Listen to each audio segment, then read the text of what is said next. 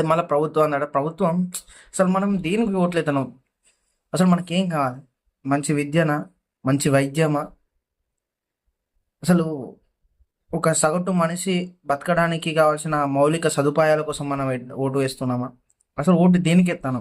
ఈ 5 సంవత్సరాలకు ఒక ప్రభుత్వాన్ని ఎందుకు గెలిపిస్తాం అనే దాని గురించి మర్చిపోతాను మనం.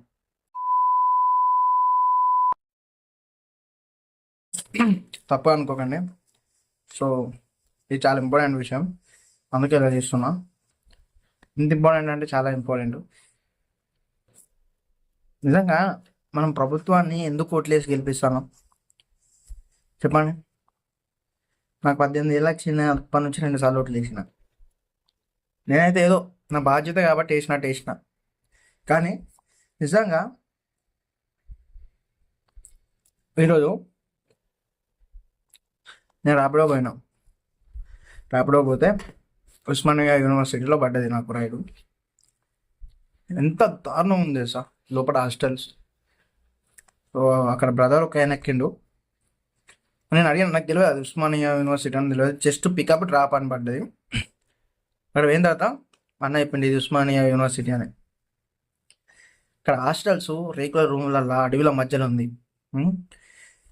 మళ్ళీ మన తెలంగాణలో నెంబర్ 1 యూనివర్సిటీ అంటే ఉస్మానియా యూనివర్సిటీ అట. అక్కడ కనీసం అసలు ఆ హాస్టల్లో ఎట్లుంటారో ఏమో కూడా నిజంగా చెప్తానా. దాని లోపల వీడియో తీద్దాం అనుకున్నా కానీ మళ్ళీ యాక్చువల్గా ఇక నాకు ఏదైనా బాగా అనిపించింది అంటే వెంటనే అక్కడ నుంచి వచ్చేస్తా. సో అలా చూస్తే నిజంగా బాగా అనిపించింది. ఆ హాస్టల్లో కనీసం వాళ్ళు ఉండలేక బయట ప్లేస్లో ఓపెన్ ప్లేస్లో కూర్చొని మరీ చూసుకుంటారు, మేకప్ అవుతారు హాస్టల్కి వెళ్ళడానికి. అవి హాస్టల్స్ ఆట. అండ్ మంచి మంచి అంటే డబ్బులు లేని వాళ్ళకు మంచి మంచి పుస్తకాలు దొరుకుతాయని చెప్పిన అన్న. సో అందుకే వాళ్ళు అక్కడ అలా ఉంటున్నారట. అది మళ్ళీ ప్రభుత్వం అన్నాడు. ప్రభుత్వం అసలు మనం దేనికి ఓట్లేతున్నాం? అసలు మనకేం కావాలి? మంచి విద్యనా? మంచి వైద్యమా? అసలు ఒక సగటు మనిషి బతకడానికి కావాల్సిన మౌలిక సదుపాయాల కోసం మనం ఓటు వేస్తున్నామా? అసలు ఓటు దేనికి ఎత్తాను? ఈ 5 సంవత్సరాలకు ఒక ప్రభుత్వాన్ని ఎందుకు గెలిపిస్తాం అనే దాని గురించి మర్చిపోతాను మనం. నిజంగా ఒక్కసారి ఉస్మానియా యూనివర్సిటీ పోయి చూడండి.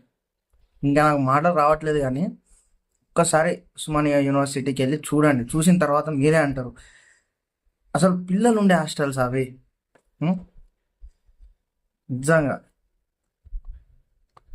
ఒక ప్రొఫెసర్స్ బాగా మంచిగా చెప్తారట, బాగానే ఉంటుందట, నాకు తెలియదు. కానీ నిజంగా ప్రభుత్వం పట్టించుకోవాలి ఉస్మానియా యూనివర్సిటీని ఖచ్చితంగా. చదువును నువ్వు ఎంకరేజ్ చేస్తేనే కదా మన రాష్ట్ర డెవలప్మెంట్ అనేది కనబడుతుంది. విద్యార్థులు చదివితేనే కదా కొత్త కొత్త విషయాలు తెలిస్తేనే కదా అసలు ఏ రంగంలో డెవలప్మెంట్ చేస్తే బాగుంటుందని. విద్యారంగం డెవలప్మెంట్ ఒక్కటైతే చాలా నిజంగా వాడు ఒక 10 మందికి ఉపయోగపడతాడు.